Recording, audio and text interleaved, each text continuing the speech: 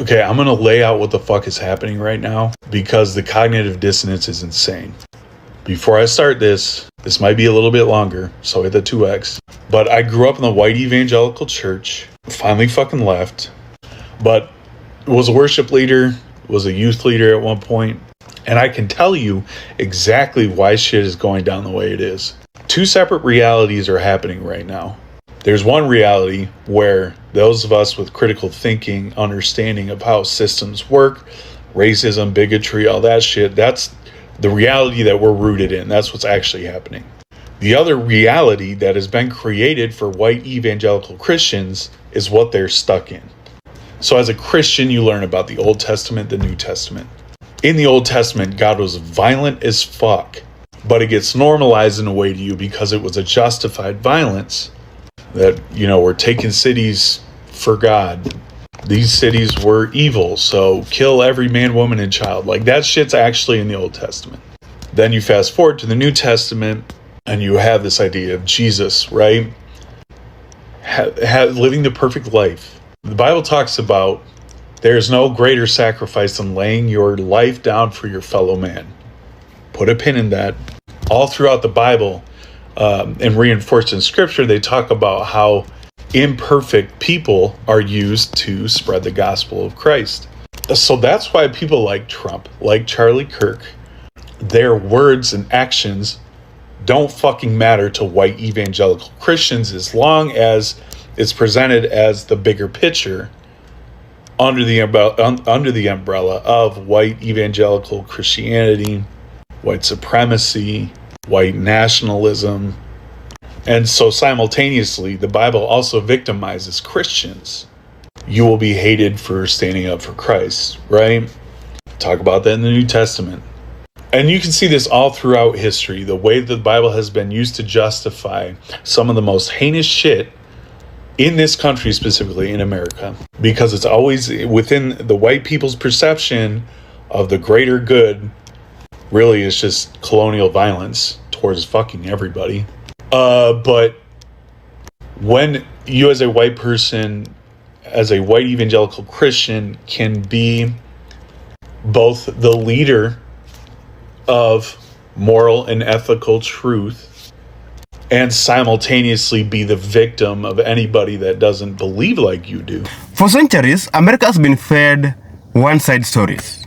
Stories designed to uplift one race while crushing another under the weight of lies, manipulation, and false religion. But now, something rare is happening. A brave white man has stepped forward not to defend his privilege, not to hide behind silence, but to expose the deep-rooted racism, the criminal culture, and the Nazi cycle created by white men in America. He goes further, unveiling how the Bible itself was twisted to weaponize and used to mark black people as a cursed people. And this deliberate lie has justified slavery, oppression, and generational suffering. This is not just about history.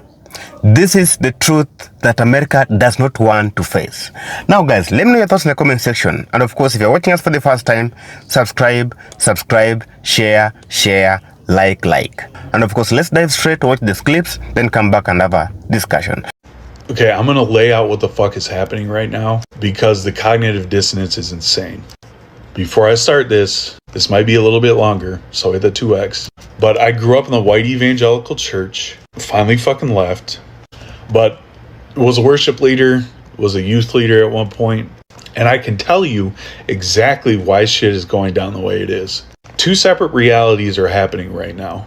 There's one reality where those of us with critical thinking, understanding of how systems work, racism, bigotry, all that shit, that's the reality that we're rooted in. That's what's actually happening. The other reality that has been created for white evangelical Christians is what they're stuck in. So as a Christian, you learn about the Old Testament, the New Testament. In the Old Testament, God was violent as fuck, but it gets normalized in a way to you because it was a justified violence. That, we're taking cities for God. These cities were evil, so kill every man, woman, and child. Like, that shit's actually in the Old Testament. Then you fast forward to the New Testament, and you have this idea of Jesus, right? living the perfect life. The Bible talks about there's no greater sacrifice than laying your life down for your fellow man. Put a pin in that. All throughout the Bible and reinforced in Scripture, they talk about how imperfect people are used to spread the gospel of Christ. So that's why people like Trump, like Charlie Kirk, their words and actions don't fucking matter to white evangelical Christians as long as it's presented as the bigger picture under the umbrella of white evangelical Christianity, white supremacy, white nationalism. And so simultaneously, the Bible also victimizes Christians. You will be hated for standing up for Christ, right? Talk about that in the New Testament. And you can see this all throughout history, the way the Bible has been used to justify some of the most heinous shit in this country, specifically in America, because it's always within the white people's perception of the greater good. Really, it's just colonial violence towards fucking everybody. But when you as a white person, as a white evangelical Christian, can be both the leader of moral and ethical truth and simultaneously be the victim of anybody that doesn't believe like you do, and package it under this idea of unconditional love while simultaneously telling people they'll go to hell if they don't believe the same thing you do, you create a narcissistic cycle, right? So then I can, as a white evangelical Christian, get away with any bullshit as long as I ask for forgiveness. And the greatest sin, unforgivable sin, is denouncing Christ, right? Everything else, 10 Commandments, they don't really give a fuck about that. They want to put it up in school, but you see white evangelical Christians, white supremacists carry out violence all the fucking time, but it's justified. Because I can't see other people as human in their full humanity if they do not align with what I stand on, with my beliefs. The Bible talks about there's only one way into heaven, and that's through Jesus Christ. And so when we have people, again, like Donald Trump and Charlie Kirk, if they are preaching this or throwing this shit out there, sticking it to the wall, Christians are going to eat that shit up. And then it clicks in their brain that these men, now mind you, in a Christianity, it goes Jesus, men, everybody else underneath. So when you have these white evangelical men perpetuating these narratives, perpetuating this bigotry, it reinforces their beliefs, reinforces their victimization, reinforces that they will be oppressed because they're standing up for morality and ethics. So it feeds into the cycle of white supremacy, right? There's only one right way. Worship the written word, the Bible. Like the list, you can tie it all together in the list of the core tenets of white supremacy. And so they operate in this different reality that they have created for themselves, where they can carry out and speak out any type of violence, support it, repent for it, move on with their lives, while simultaneously be the victim if anyone holds them accountable for the fucked up shit that they do. And if you are trapped inside the cult of white evangelical Christianity, they make it feel like every single thing that is not the same as you is a threat to your existence. So again, going back to the New Testament where it talks about, the greatest sacrifice a man can do is lay his life down for his fellow people. You have now martyred, like Charlie Kirk. Doesn't matter how fucking racist, sexist, homophobic, xenophobic, ageist, the list goes on. If he was still standing for truth or pushing the gospel of Christ, then it's okay to them because God uses imperfect people. And so when the communities that have been actively harmed by the rhetoric and narratives that come out of the far right say, hey, That shit is hurtful to us. This creates violence towards us, and we don't appreciate it. Even if that's all that's said, then all of a sudden, white evangelical Christians look at that and they equate it to hate for the way that they navigate life. That's why they are overreacting, because they will hold humanity only for white people, and truly only for white evangelical Christian men. And so when something happens to a godlike figure, they view it as an attack on their entire identity. And when you have an identity that is strictly based in hatred and bigotry, knowing you could lose your life, will literally turn white people fucking feral. And that's what's happening right now. They can't see humanity and all these other, that's why we lay all this shit out with all the other atrocities, Palestine, Congo, Sudan, black indigenous people of color being violently hurt by the government, like dude, it's so long, but it doesn't apply to them. But now the one person that looks like them, that pushed all their fucking harmful narratives that they could hide behind, is gone. The mask is gone. And when they chose to openly mourn this man, they unintentionally told everybody that they are also fucking white supremacists. And so a lot of white people are fighting themselves in the fucking mirror right now. And they cannot stand to look at ourselves as a collective. And the whole history of America is the history of rich white men telling not rich white people that their enemies are black and brown. It starts in the colonies of what would become the United States.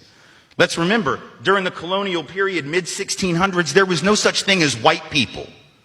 I know some people who are now called white find that shocking, right? Because they think whiteness is real, right? But whiteness was created. Europeans didn't call themselves white. We didn't call ourselves white. We weren't all members of one big happy family. Are you kidding? Have you studied the history of Europe? The history of Europe was about killing each other. That's what we did in Europe. We just killed each other before we figured out there were other people to kill. We just killed each other, right? I mean, that was the history of Europe. The English hated the Irish, right? Northern Italians didn't even think that Southern Italians were Italians. The Germans hated everybody, and everybody hated their ass right back, right? There was no team called white, no race called white, but all of a sudden, in the middle of the 1600s, there was. Why? Why was it suddenly necessary to create this thing called the white race? Well, because rich people can count, that's why. And so rich folks looked around, the ones that owned all the land, in the colonies, the colonial elite, looked around and they realized something, that they were heavily outnumbered by African enslaved folks, by European indentured servants, who were just one level above a slave, or other Europeans who weren't technically indentured servants, but they were still peasants, didn't have any money, didn't have any land, and they could do the math. They added it up and they were like, damn, we got to figure out a way to split these folks apart from one another, or they're going to rise up and take our stuff, right?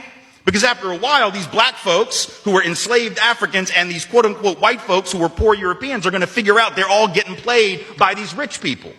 Right? So ultimately, the rich figure out they got to come up with some way to get somebody in that group on their team. The easiest thing is to get the poor Europeans, right? Because at least they look like you. They sort of share some of the customs and the culture. So they all of a sudden create this thing called whiteness, and they say, now you're part of the club.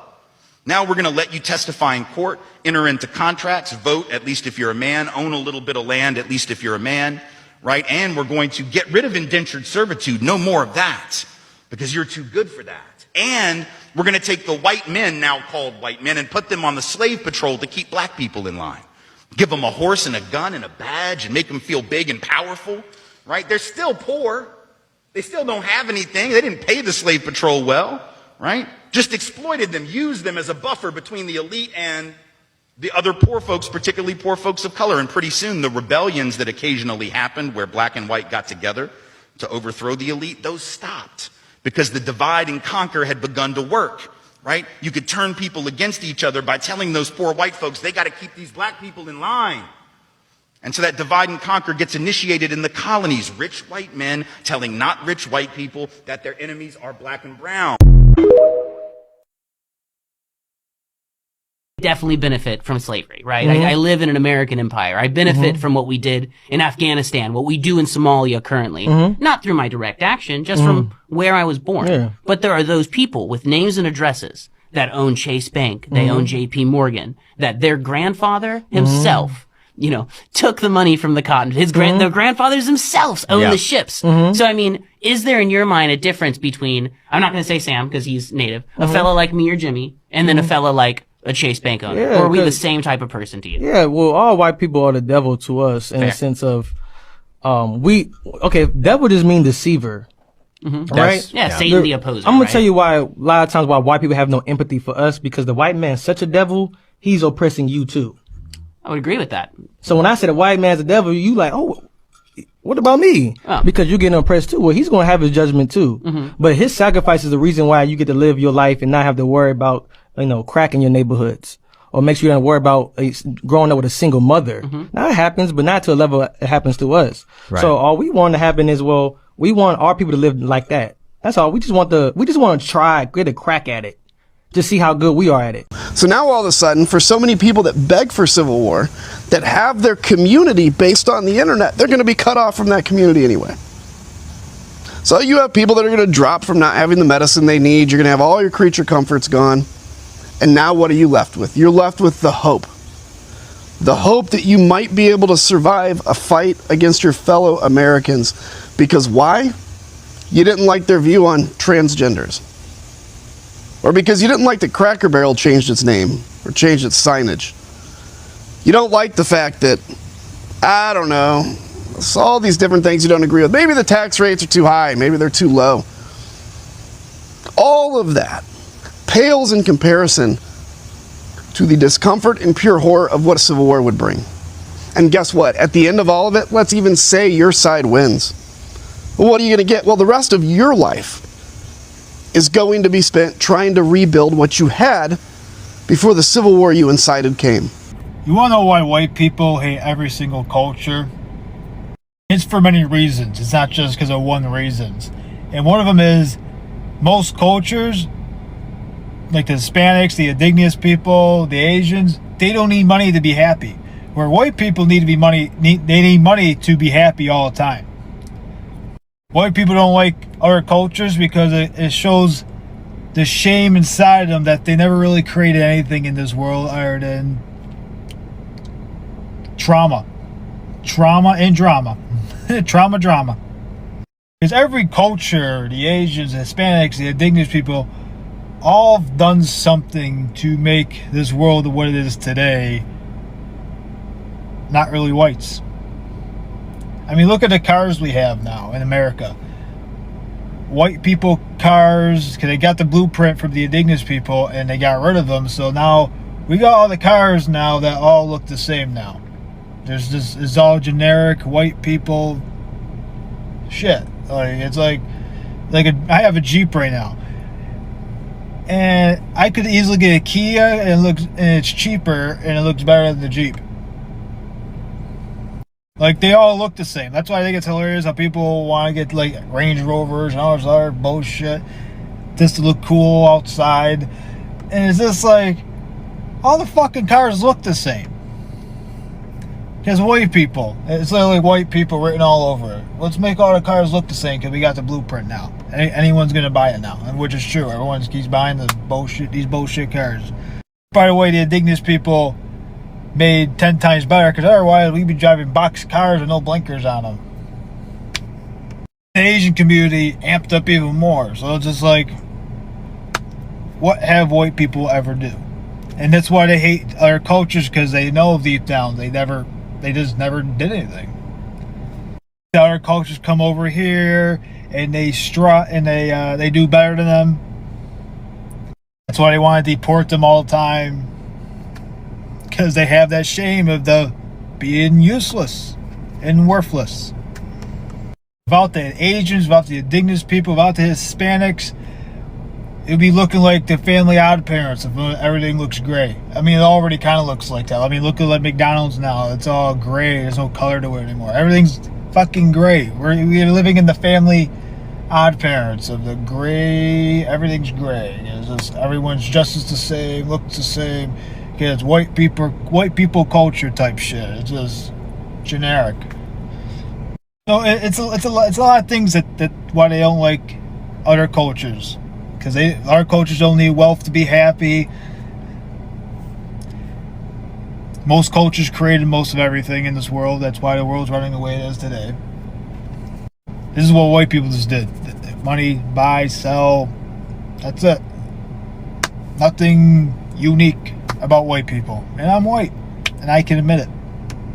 That's why they have no true friendships, the white community. That's why they have the hierarchy.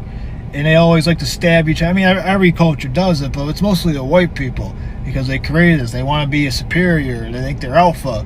Or something. Whatever the fucking label they love to give themselves. And a lot of people don't fall for their shit, knowing that they're not all alpha, they're this or that. They're just human being that thinks money and status is the way to go. So they don't have true friendships. It's always talking shit about each other. Even the females, they're always doing something behind each other's backs.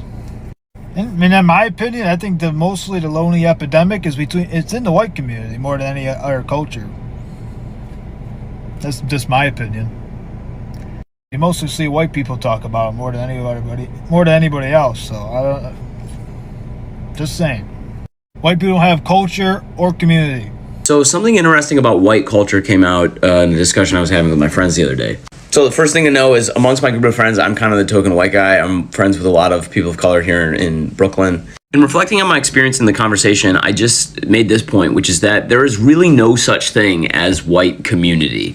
Like growing up in Metro Detroit, there was a black community, there was an Indian community, there was an Asian community, but there was no white community. There were white communities, like there were different groups of white people who predominantly got together in their own communities, like country clubs or churches or something. But there was no sense of like racial community to white people generally. This is really interesting because I had a lot of ethnic friends like Indian and Asian who had their own communities of people who would give each other opportunities and help each other out. And they had to because there were institutional factors that were probably preventing them from being as successful as they normally otherwise would have been. I'm just curious if other white people have noticed this because I've never felt like I've had a group of people I can go to who will help me solve my problems. It feels like you're all on your own. Fear of open conflict is a tenet of white supremacy culture. Think of how many times you've been at the dinner table with your family or in a work setting and they've told you not to talk about a certain topic because it's impolite. Most notably when it comes to politics or human rights issues such as race. How many times have you been in a setting where you know that something said or done was wrong, however you did nothing to change the circumstances? White supremacy and the fear of open conflict is so ingrained in our society that we even have a word for it. The bystander effect. When we're in a group, it's easier for us to assume that someone else will step up and do something, so we don't do anything ourselves. This is a problem when everyone assumes that everyone else will act and no one actually does. And I'll tell you right now that the wealthiest people in this country are afraid of the working class. How many of you have personally met a multi-millionaire or a billionaire? They avoid us like the plague. They control our politicians to keep us divided. They inflate the costs of our goods to keep us poor. And they make sure that the education funding goes to the more well-to-do neighborhoods, leaving the American people broke and ignorant. The average reading level of Americans right now is 6th grade. And the federal poverty line for a single person working a full-time job is $7.60. The federal minimum wage is $7.25. That doesn't add up to me. If you are afraid of open conflict, I encourage you to start looking for some. Conflict does not have to be a bad thing. When there is conflict, there is growth. So go out there and break the status quo and learn up. Because it was the white man, when they arrived here in the Americas, that slaughtered over 13 million natives. It was the white man that raped their women and daughters. It was the white man that destroyed their culture. It was the white man that took their language. It was the white man that devastated the beauty of what was here prior. And standing on the words of Archbishop Desmond Tutu, when the missionaries came to Africa, they had the Bible and we had the land. They said, let us pray. We closed our eyes, and when we opened them, we had the Bible. and the white man had the land. See, it was the white man that went over to Africa and slaughtered millions, enslaved millions, destroyed their culture, their language, and the beauty that was there prior to us. Because see, I recall it was the white man who enslaved our black brothers and sisters once they took them from Africa here to the Americas. And for over 400 years, it's been the white man that has continued to enslave our black brothers and sisters. In fact, when they were prospering like Black Wall Street, it was the invasion of the white man that destroyed that city. It was the invasion of the white man onto the island of Puerto Rico that devastated the people that lived there. It was the white man that stepped foot into the islands and the nations of Haiti that once again devastated and left it to die. Because the reality is this: everywhere the white man has invaded, everywhere the white man has placed his foot, he has left it destroyed. All those folks who say it's not racist to be proud to be white. Yeah, it is. It's not racist to be proud to be English or Irish or Italian or Eastern European. Those are places. Those are cultures. They're not a skin color. So when you say I'm a proud Irish American, or when you say I'm proud to be from Scotland, that's great. That's not racist. But when you say I'm proud to be white, you're a fucking racist. So if you wish to be proud of your culture, you can absolutely be proud of your culture, but not proud to be white. Now, I will make the caveat that if the culture that you're proud of is the seceded Southern United States, the Confederate States of America, yeah, that's racist too. If you're holding on to the most racist ideology in the last 200 years, yeah, you're a racist. White people, if crime statistics really mattered to us, we would be talking about white men every damn day. We as white people love to throw around statistics when it comes to the black community. We love to misconstrue data about poverty rates, crime rates, single parent households. Here's the thing. If you really want to talk about problematic behavior in terms of statistics, we need to talk about white men. Most mass shootings in America, white men. School shootings, white men. Intimate partner violence, typically known as domestic violence, white men. Police brutality and systemic violence, white men. Online harassment and extremism, white men. Domestic terrorism, white men.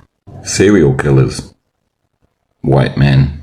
The demographic making up the vast majority of CEOs, judges, senators, and police chiefs who refuse to hold white men responsible, white men. And yet us white men are rarely talked about as being a problem. Few white people are asking, what's wrong with white men? What's wrong with the culture? Few white men are demanding that we be fixed. And why? Because we as white men humanize and individualize white violent offenders. And it's time to flip the script. To shame and blame, because I know white males are incredibly fragile when it comes to that, but instead to name what's really going on and who continues to be protected and not held accountable because of selective storytelling. Hey, white men, what culture do you identify as? Do you even care? That's the problem. White people have turned our politics into identity politics because white men do not want to identify themselves as the culture. They don't. Why would they? Because then they would be scrutinized and subjected to all of the different minority stuff that's happening around the country with culture. White male culture is prevalent and it is dominant in our society, and all of these people are ignoring it. They think that their identity is the norm. They think their identity is the standard. They think their identity is American. It's not. It's just white male culture. It's in a box. We put them in that box. They put themselves in that box. But we keep them in that box and we remind them of who they are. Just a bunch of white men. That's it. What caused me, a former card-carrying racist, to change my perspective and see the world like I do now? I knew this question was coming. It's been asked me a lot of times, and I didn't know how I wanted to verbalize it. You know, I dated a girl with biracial kids years ago that I adored and loved. You spend 23-1 with a person of color in a prison cell. You get to know them really well. You have to get along. You ask questions, you listen, you learn. I mean, I'd love to tell you it's all these experiences, but being transparent, truth be told, I didn't have the strength and courage to do this on my own. I lacked that, to have enough to fight this disease is the best way to say it. So I give absolute credit to God because he set me on this path. I realize I'm called to serve, and other people by that I mean, and he pulled back the curtain. And I've always been the type of man, once I know something or I see something, I can't unsee it or unknow it. Now I might have stayed willfully ignorant to some things because I know how the man I am. Once I know it, it's going to change me. So I might have purposely ignored things. I'll admit that. But once I really delved into this, and it basically got down to me, I solved problems by looking at it and then immediately stepping 180 degrees into the other side of the equation and looking at it. So I asked myself two easy questions. And have you never met anybody who can answer them? The first one I asked myself, what did Black America or people of color ever do to me?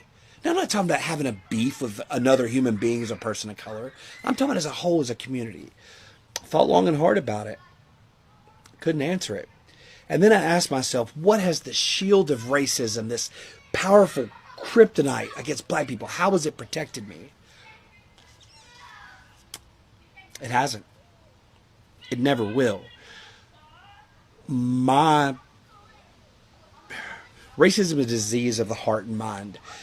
And one of the hardest parts about this journey is you're going to have a identity crisis or crisis of character, because you have to admit that your character is flawed, it's corrupt, part of it, and that you're wrong, and you've been taught wrong, and you've believed wrong, and you were just fundamentally wrong.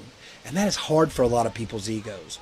But I'm going to tell you, when you come on the other side of this and you get past this and you learn to forgive yourself for thinking this way about people you don't even know, because you're going to have to do that. But once you do, the world is so beautiful. The colors are brighter. The sound is more melodious. Things taste better. You have a different perspective. It's healthier. It's hard. It's something I will fight subconscious bias for the rest of my life. But it's a fight I'm now prepared for. Hope that answers your question. Have a great evening.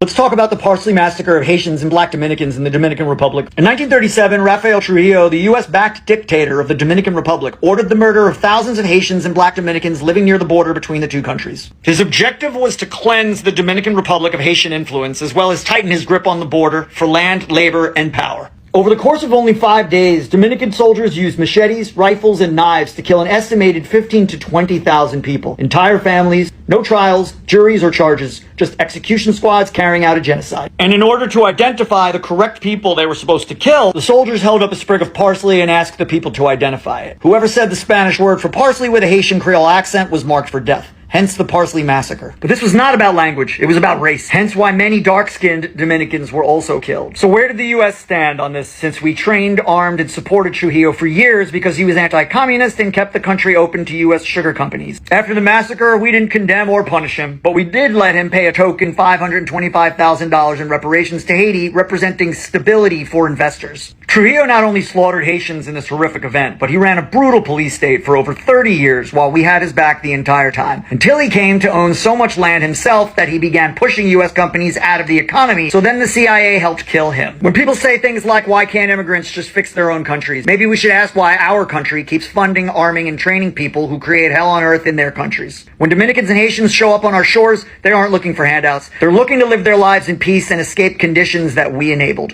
You're confronted with your racial identity in America if you're white. Any other race, you're cut. And I recognize that, you know, and I see that around me. And more important even for white people to try to combat that sort of that kind of problem in America. You know, it's like in many ways I get flack for this, but I think it's a white problem. You know, it's because it's white blindness and white fragility, all these different things that I'm incredibly interested in as an artist and as a person. You know, it feels important to speak on that. You know, as a white person, and I don't think enough people do. Yeah, I don't know. I'm it's a gift and a curse of being an empathetic, you know, in my mind, or kind of a normal fucking person, right? To care about other people.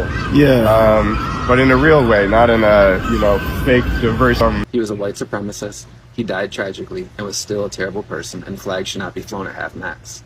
This isn't just a case of white-on-white crime. It's white gangs versus other white gangs. White supremacy, and specifically white cis males, are the biggest threat to our country. And sadly, it's always been like that. I say all of this as a white cis male, as a parent of 2 white sons, as a national board certified history teacher. I am so sick of seeing posts like this. Stop with this nonsense. This is exactly what causes a divide and hatred in our country. The simple fact that you would go on the internet and spew this racist crap about straight cis white males being the biggest threat to our democracy today is not only disgusting but highly irresponsible from somebody who claims to be in the field of education. I wouldn't want my children anywhere near you, and I feel a bit sorry for your own children if you're going to raise them in an environment where they're learning to hate themselves simply because of the color of their skin. There is no threat from me to your democracy or your freedoms. I get up on November 5th just like the rest of you. I put my pants on, I go down to our local voting station, I cast my 1 ballot, I go home, sit down, watch a little TV, maybe I make a bowl of popcorn, and I shut the front door. You should do the same. Stop posting this hateful rhetoric. Have the day you were meant to have. Let's talk about the real criminals. This is your daily reminder that 62% of child predators are white men. Of those white men, 90% claim that they are Christians. So the next time you want to invite a Christian male over to your house, you might want to keep an eye on them. Free Sudan! Boycott diamonds and gold! Free Sudan! Boycott diamonds and gold! You guys know I'm pretty good at staying calm. As a person born into nearly every class of privilege, it's easy for me to stay emotionally detached from most issues. But I found an issue that broke me. Almost speechless. Not because I don't know what to say, but because almost everything I need to say will get me shut down. That topic is all the rage on MAGA talk. They call it black fatigue. Good news is I found a way to say what needs to be said without getting shut down. Because this is not a topic we get to sit out on privilege. Burn this image into your head, because this is our country's history.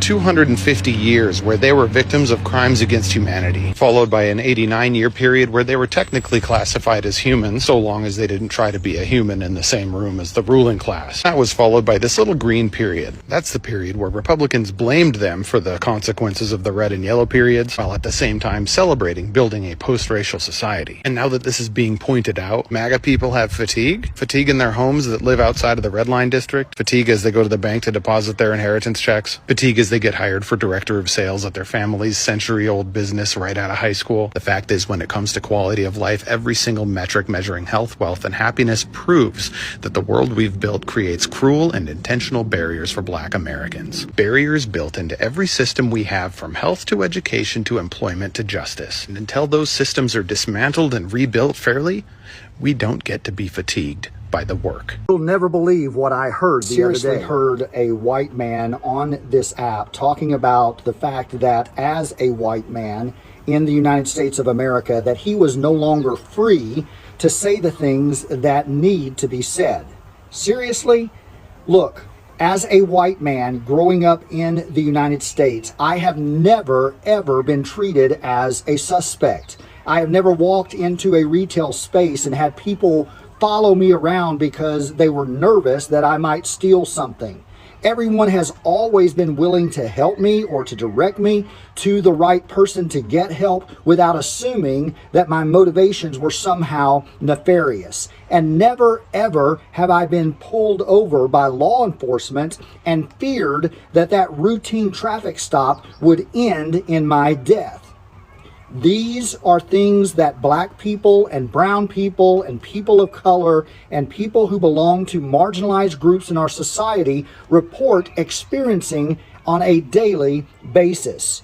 When white people in our society get upset when those that are part of historically marginalized groups begin to assert their rights to existence, acceptance, and equality, that should tell you everything you need to know about white privilege and white power in the United States.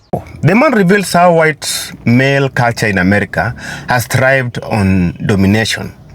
From genocide of Native Americans, the transatlantic slave trade, to systematic mass incarceration today. Crime in this culture is hidden under the mask of civilization, colonial plunder, and the wars of aggression has been sanitized as progress.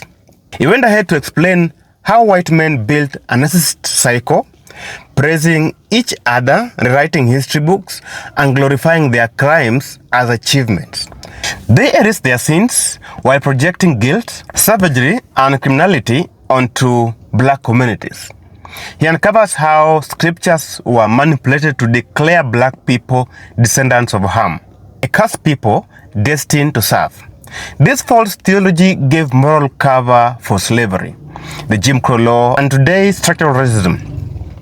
The brave exposure emphasizes that God cursed black people. Imagine that. But the reality is, men did. And they used biblical words to shield their cruelty against humankind.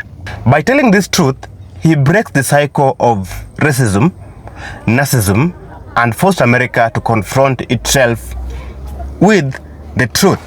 This is not just about one man speaking, guys. This is about a system finally being exposed from what it is. When a white man has the courage to call the white criminality, the lie can no longer be hidden. Okay? And the question here is, will America listen, or will it bury this truth like it has been doing for centuries? Please talk to me in the comment section. And of course, if you like this video, subscribe, leave me a comment. And guys, let's meet again in my next video. This is your guy, Fred from the motherland.